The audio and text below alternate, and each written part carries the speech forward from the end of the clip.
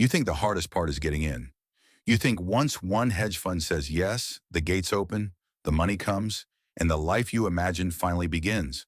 But on your first morning, standing in a suit that feels too expensive for your body, you realize the offer was not the finish line. It was the entrance fee. The elevator doors open, and the floor is almost silent. No chaos. No movie scene screaming.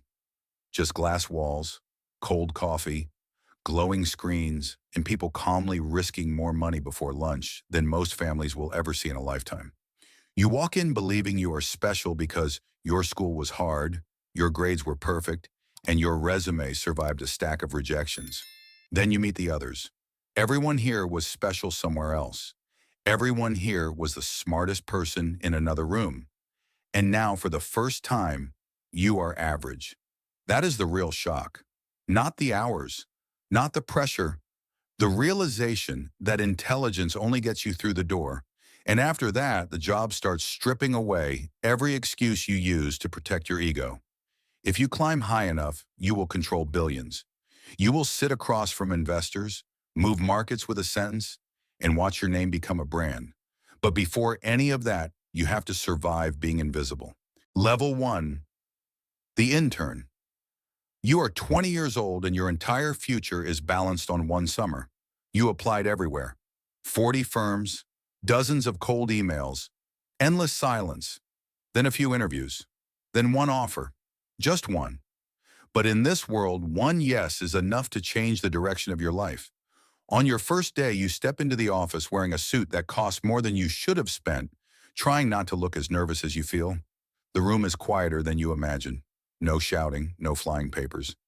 Just rows of screens, empty coffee cups, and people speaking softly while millions of dollars move behind their eyes.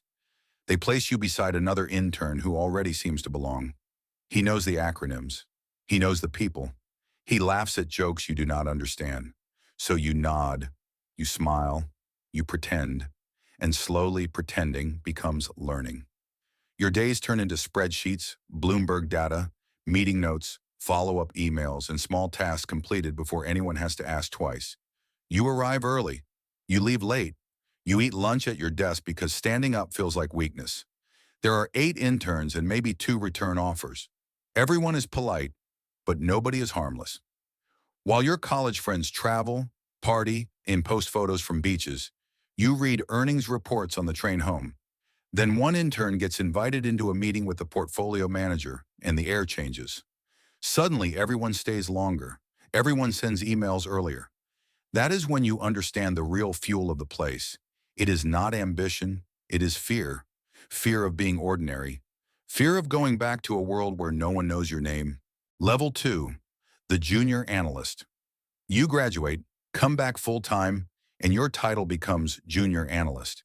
It sounds important until you learn what it really means.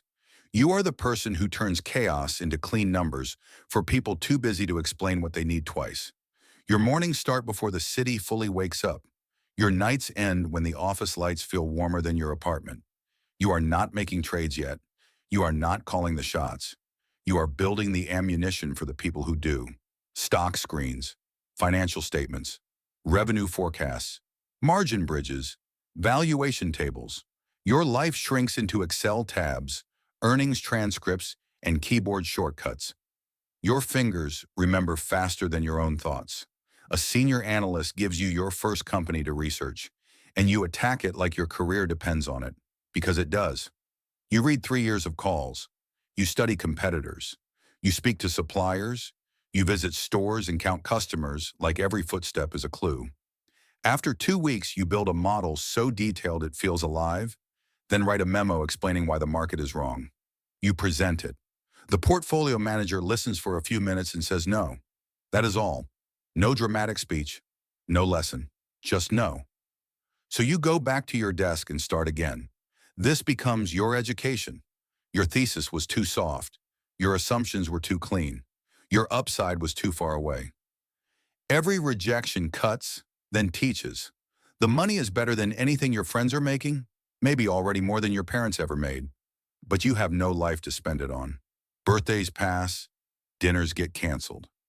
Maybe becomes your way of saying no.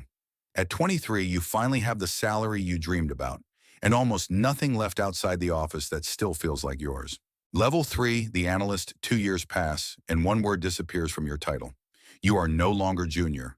You are an analyst now, which means people finally expect you to have an opinion worth risking money on. You are given a sector, maybe technology, maybe healthcare, maybe industrials, and suddenly 30 companies become your private universe. You know their margins, their executives, their suppliers, their weaknesses, their excuses. You listen to earnings calls the way other people listen to music, catching hesitation in a CEO's voice, noticing when a sentence sounds rehearsed. You go to conferences and sit close to the front, asking questions that look polite but are really traps. Every call, every meeting, every data point becomes one more tile in a picture the market has not seen yet. Then comes your first real pitch. You spend a month building it, 60 pages of research, a model with every possible scenario you can imagine. You walk into the portfolio manager's office ready to explain everything, and he says, "Give me the thesis in 2 sentences." Your whole month has to fit inside one breath. You say it, he asks 3 questions, you answer. He nods, and later the fund puts money behind your idea. Not pretend money, real capital. For weeks, the stock barely moves, and you check it like a pulse. Then earnings hit. Your thesis is right. The stock jumps, the fund makes millions, and the PM passes your desk with 2 words. Nice call. That is all you get. But it feels better than applause. It also scares you, because now you know the truth. In this world, you are not your degree, your effort, or your title. You are your last idea. Level 4, the senior analyst. By now, people come to you for answers, not guesses, not I think. Answers. You are a senior analyst, and your sector has become your territory. 2 junior analysts and a research associate report to you, waiting for direction the same way you once waited for approval. You assign the models. You divide the companies. You review their work and send it back covered in comments that sound colder than you intend. Tighten the assumptions. Rebuild the downside case. Find the real risk. You hear your old bosses in your own voice, and you understand why they were never gentle. In this business, soft feedback can become expensive. The portfolio manager calls you before earnings, before meetings, before adding or cutting a position. He wants to know what matters, what the market expects, and what could go wrong. You answer with confidence, but inside you still feel the weight of every sentence. Because now, if you are wrong, it is not a harmless mistake buried in a spreadsheet. It can cost millions. Your pay rises into a different world. High 6 figures, maybe more in a strong year. You buy a better apartment. You wear better clothes. You learn that real money in this office does not shout. It whispers. The richest people dress simply, speak quietly, and let their results make noise for them. From the outside, you look successful. From the inside, you know the ladder has only become steeper. You are no longer trying to prove you belong. You are trying to prove you can lead. Level 5, the portfolio manager. Then one day they give you a book. In this world, that word means more than a title. It means capital. It means trust. It means the firm is no longer paying you only to find ideas. They are paying you to make decisions. Maybe your book is $200 million, maybe 500. Whatever the number is, it feels unreal the first time you see it tied to your name. You are a portfolio manager now, a PM. The letters everyone in the building secretly wants beside their name. Your analysts bring you pitches, and you listen like a judge searching for the crack in the story. You challenge every assumption, not because you enjoy being difficult, but because the market will be much crueler than you. When you finally believe, you decide the size. That becomes the real art. Too small and a great idea barely matters. Too large and one mistake can scar your year. Every morning, you check your profit and loss before your feet even touch the floor. Some days you are up $1 million before breakfast. Other days, a headline from the other side of the world wipes out more money than you made in your first 5 years. The hours are better now, but the pressure is heavier. As an analyst, you could say the idea was rejected. As a PM, every position is your signature. Every red number points back to you. The freedom is intoxicating. The fear is private. You wanted the power to choose, and now you have it. You also have the burden of being wrong with real money. Level 6, the Senior Portfolio Manager. Your record holds. Not perfect, but steady, and in this industry, steady is rarer than genius. Anyone can have one lucky year. Plenty of people do. Then the market changes, confidence turns into arrogance, and their book disappears. You did not disappear. You survived drawdowns, bad quarters, crowded trades, and the kind of mornings that make weaker PMs freeze. So the firm gives you more capital. Now your book is not hundreds of millions. It is close to $1 billion, maybe more. You have your own analysts, your own trader, your own rhythm. Around you, the machine grows bigger and smoother, but the fear does not leave. It only becomes better dressed. Investors want to meet you now. Pension funds, endowments, family offices, sovereign wealth funds. They sit across from you with calm faces and ask about your edge, your process, your risk controls. You explain it cleanly because you have said it 100 times. You talk about discipline, research depth, portfolio construction. You do not talk about the night you stared at one position, wondering if it would end your career. You do not tell them how close you came to cutting it at the bottom. At this level, the politics become as real as the market. Other senior PMs want more capital too. Everyone smiles in meetings, but every quarterly review feels like a courtroom. More allocation means trust. Less allocation means doubt. You are making more money than you once thought possible, but instead of feeling safe, you feel more exposed. Because now you are not afraid of never making it. You are afraid of losing what you already built. Level 7, the Director of Research. Then the firm asks you to step away from your own book and lead the research platform. The title is Director of Research, and at first it sounds like a promotion. Then you realize it is also a trade. You are no longer judged only by your best ideas. You are judged by the quality of every idea that moves through the building. Analysts now come to you before they go to the portfolio managers. Some arrive with sharp work. Some arrive with models that look impressive but collapse after 3 questions. Your job is to find the difference fast. You hire people from top banks, top schools, top funds, and on paper they all look dangerous, smart, polished, hungry. But you are not looking for the person who can sound intelligent in an interview. You are looking for the one who sees what others miss, the one who can admit being wrong before the market forces them to.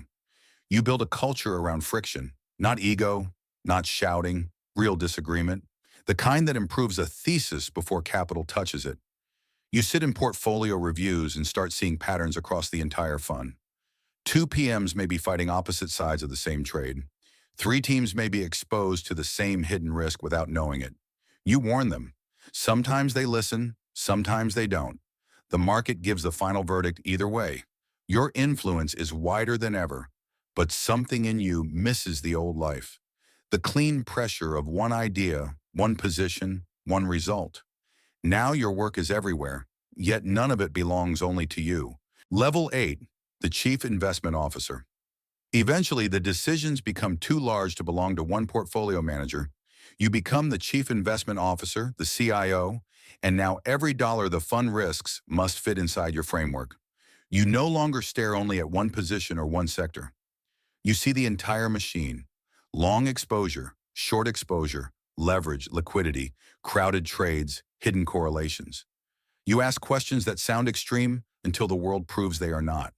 What if rates spike? What if a counterparty fails? What if a war breaks out overnight? What if every position that looks separate is actually the same bet wearing different clothes? Your job is to imagine disasters before they become headlines. The founder calls you constantly. Sometimes you agree. Sometimes you push back. That is the dangerous part. A CIO who never disagrees is useless. A CIO who disagrees too often becomes a problem. The line moves every day, and you have to feel it without being told. You speak at conferences now. You appear on panels. Reporters listen carefully when you mention a sector, a country, a risk. A casual sentence can travel through the market faster than you intended, so you stop speaking casually. Your compensation is enormous, your name carries weight, and recruiters circle you like there is always another throne available somewhere else.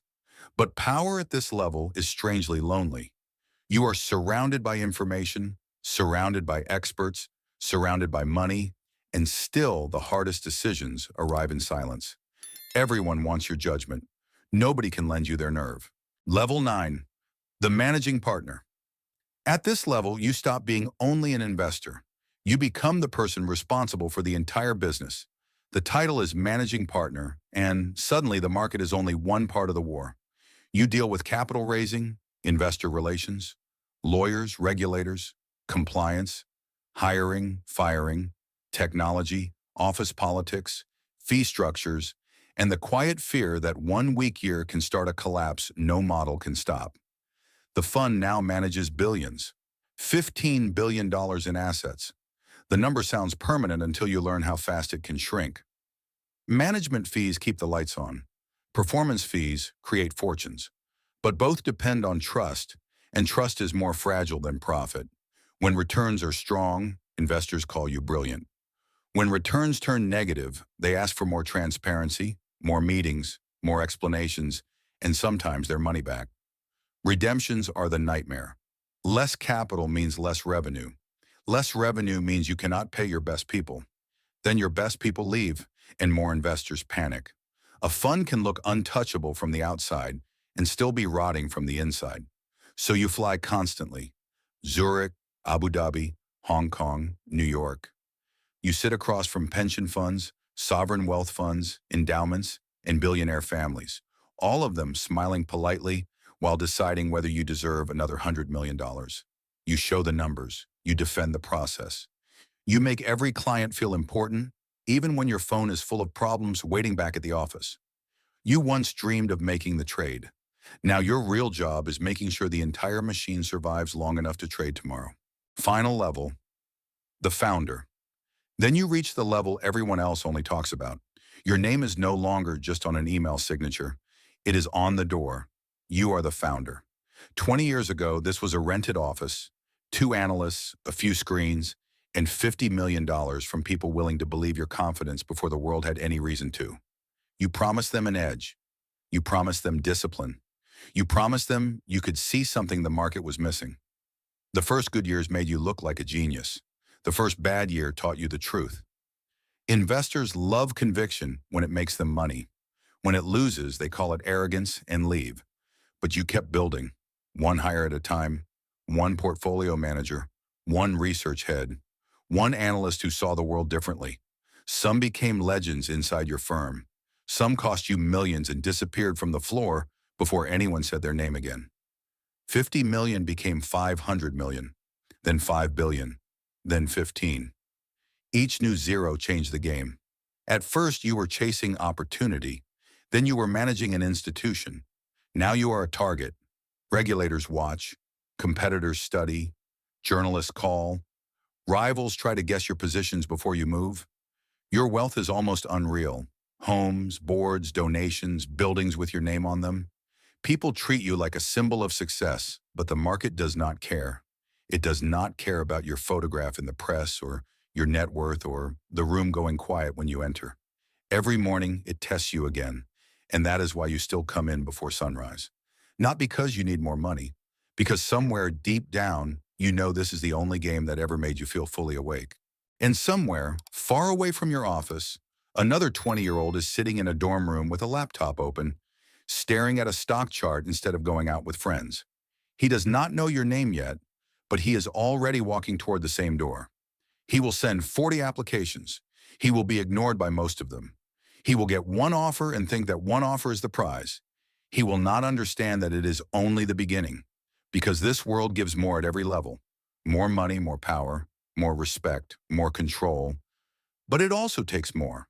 More sleep, more peace, more innocence. More of the person you were before every decision had a number attached to it. At the highest rank, you finally understand the rule nobody tells the intern. The market can make you rich, famous, and powerful, but it never lets you feel safe for long.